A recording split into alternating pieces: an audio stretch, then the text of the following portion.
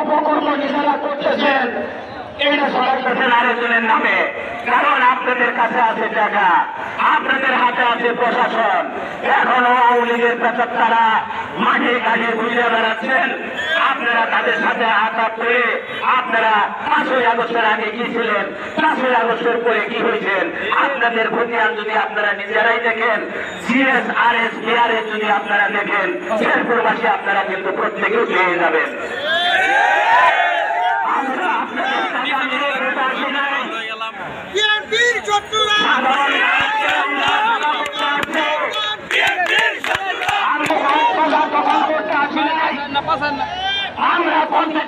আমরা সুদের টাকা লাগানোর জন্য আসি নাই, আমরা মানুষকে চিহ্নি করে সেই মানুষের কাছ থেকে টাকা আদায় করতে আসি নাই।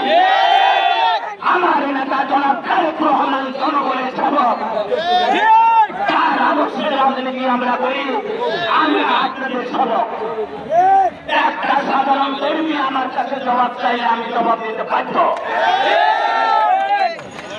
আমার নামে যদি আপনারা পারেন, আমি শেরপুরে চ্যালেঞ্জ করলাম যে অমুকের কাছে 5টি টাকা চাঁদা চাইছে, আমি রাজনীতি ছেড়ে দেব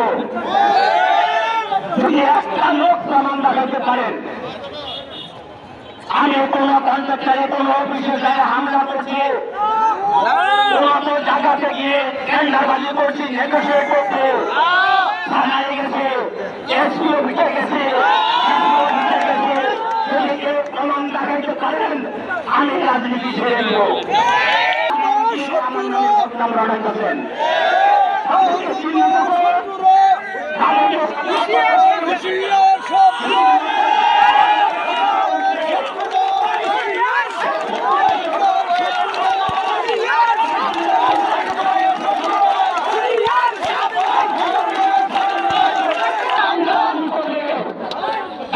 চিহ্নিত করুন।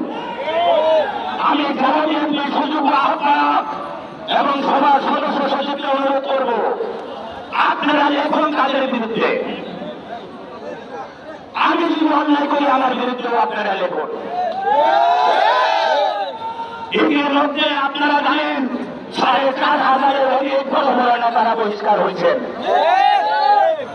কোন কারণ দশানোর নোটিশের অপেক্ষায় দেশের একজন তারেক রহমান মানে না, মানবে না, মানে না।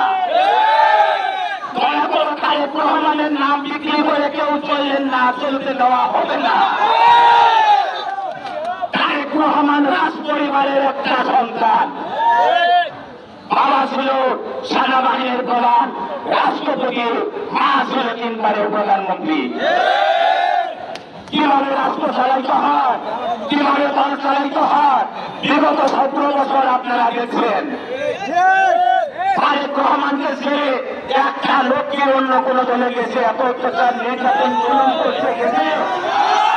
ভাইরা আমার, আপনারা সাক্ষী আছেন, গেছে কেউ?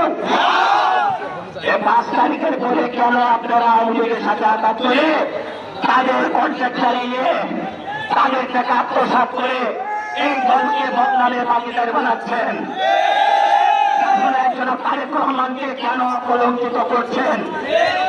আমার যদি কোনো লক্ষ্যবোধ হয়, আমি সেই কথাটা মাননীয় ভারপ্রাপ্ত চেয়ারম্যানকে আমি জানাবো।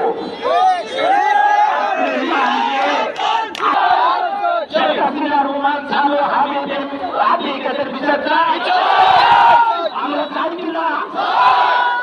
ফাঁসি আমরা চাই। আমাদের একাধিক শেরপুরে 14টি তাজা প্রাণ গেছে, সেই বিচারটি আমরা চাই। দায়িত্ব হলে তাদেরকে চিহ্নিত করতে হবে, তাদেরকে বিচারের আওতায় আনতে হবে। আমি প্রশাসনের বাইরেকে বলতে চাই, আমি একটা ব্যবসায়ী ছিলাম, রাজনীতিতে এসে আমাদের একটি রাজ্য তারা শান্তিতে ঘুমাইতে যায় নাই। প্রশাসনের বাইরেকে বলতে চাই, আপনারা 5ই আগস্টের আগে ইতিহাস বলে তাই না দেখেন, তারা এসপি, ডিসি, ওসি, রেসিডেন্ট তাদেরকে কিভাবে অন্যায় করছে। আপনারা বিসিএস ক্যাডার, আপনারাও এদেশের সন্তান। ইনশাল্লাহ নির্বাচন হবে, যদিও নির্বাচন নিয়ে একটি চক্র চক্রান্ত করতেছে। বিএনপির জন্মারম্ভ থেকে চক্রান্তকারীরা চক্রান্ত করে আসছে, কিন্তু বিএনপির একটা নেতা কর্মীকেও এখান থেকে দাবিয়ে রাখতে পারে নাই।